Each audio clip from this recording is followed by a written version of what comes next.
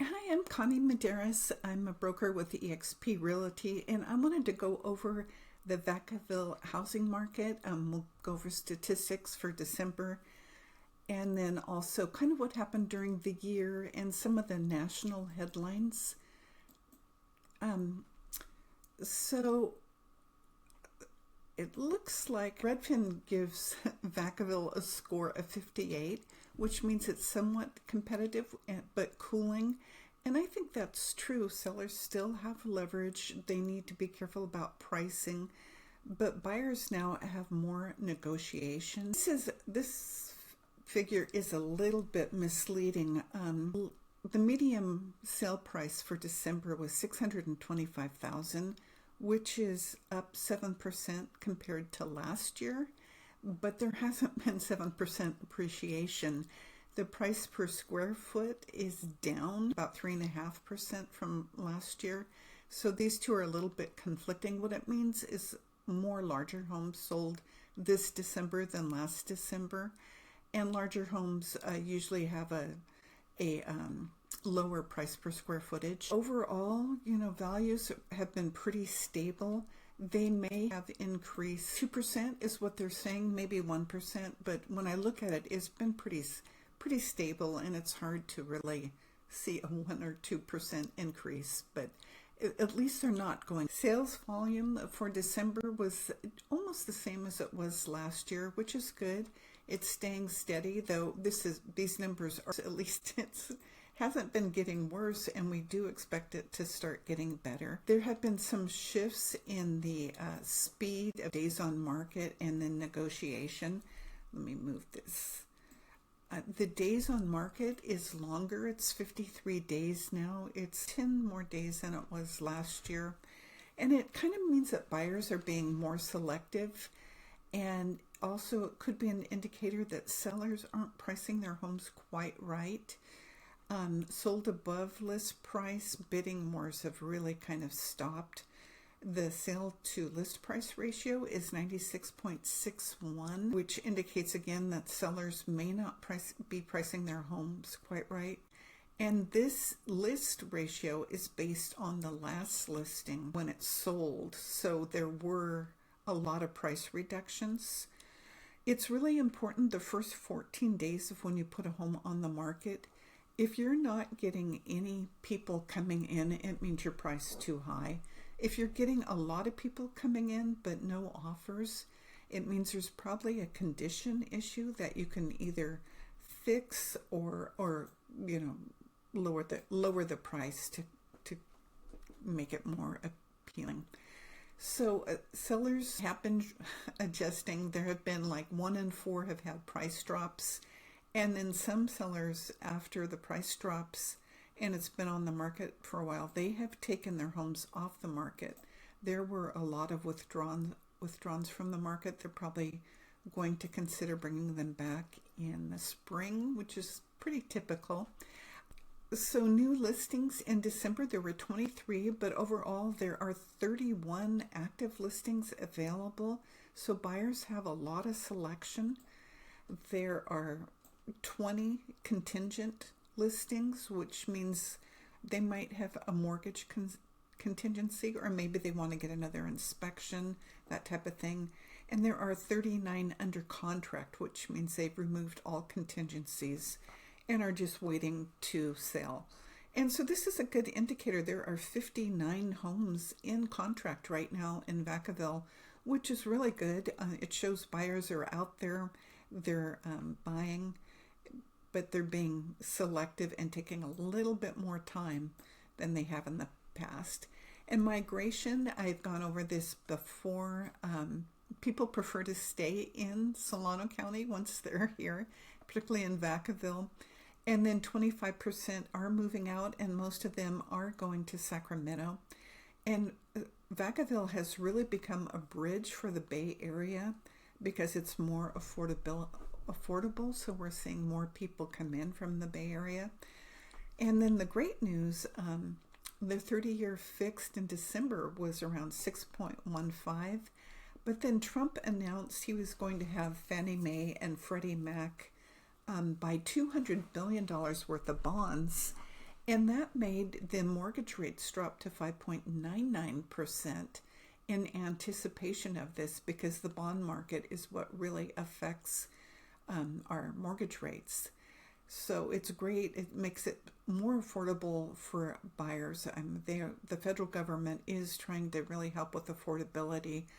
And then the other thing going on is this year he will be replacing the Federal Reserve chairman, and from what it sounds like, he's going to put someone in that will be lowering their interest rate, because they have a lot of debt that needs to be refinanced. That's why he's pressuring them so much to get it down.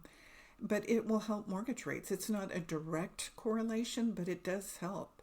So most people are saying we're going to have interest rates in the 6.4 range, but I think we're going to have it in the low sixes to high fives, because there is a lot going on to try to bring them down. But nobody knows for sure what will happen. 2026, things that might impact Vacaville: improved affordability. Prices did go up a little bit in Vacaville, but interest rates have come down. I mean, at one point, I guess it's been 2 years now, they were over 7. And so now we're below 6, which is just great. Housing reset. Redfin thinks the market is balanced and we're going to have more active buyers, which I agree, because affordability has increased, which means more buyers will be able to buy something. And that means we'll probably have more sales than we did last year. Policy Watch: Trump has said that he wants institutional investors to not be allowed to buy single-family homes anymore. And that would really maybe help with, can't think of it. That would help with affordability. It would be less pressure on the market. What would be really wonderful if he would find a way to incentivize them to sell the properties they already own. That would be helpful. So what does all this mean for you? Well, for buyers, you've got more listings to choose from. Things are more affordable. There's less pressure about bidding wars. That's not going on as much. But homes in good condition that are priced well are going quickly, so you need to be fully underwritten. It's best to be underwritten. That way you can offer, when you make an offer, you can close faster than other people. But once you do get a pre-approval letter, just realize it's not in concrete. Don't go out and make any major purchases or switch jobs or anything like that, because they will be checking your credit and other things, and you may not be able to buy if you start doing other things. Negotiation leverage, there is a lot more of that. And if you're selling, you really need to make sure you've got your home in the best condition you can. Decluttering, cleaning, staging.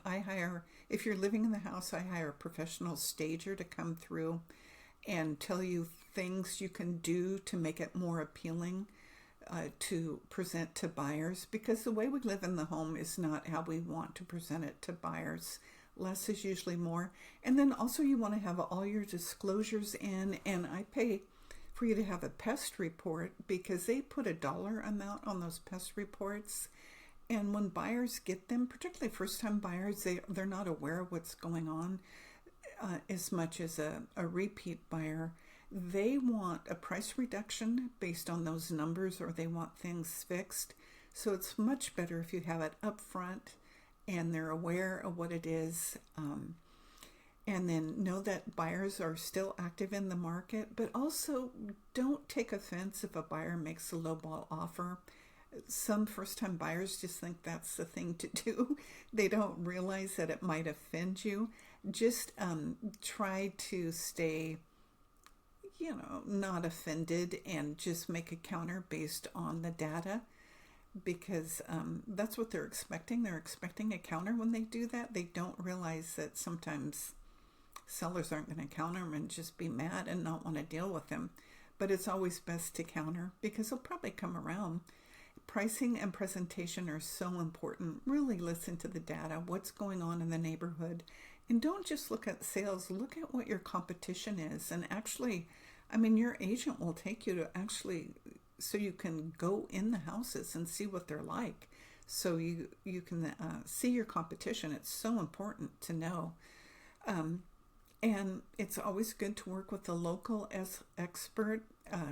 I'm always happy to give you a neighborhood analysis or an analysis of your home, of what's sold in your neighborhood, or if you want a more in-depth analysis to come into your home, no pressure, and tell you what it's worth and things you can do to increase the value.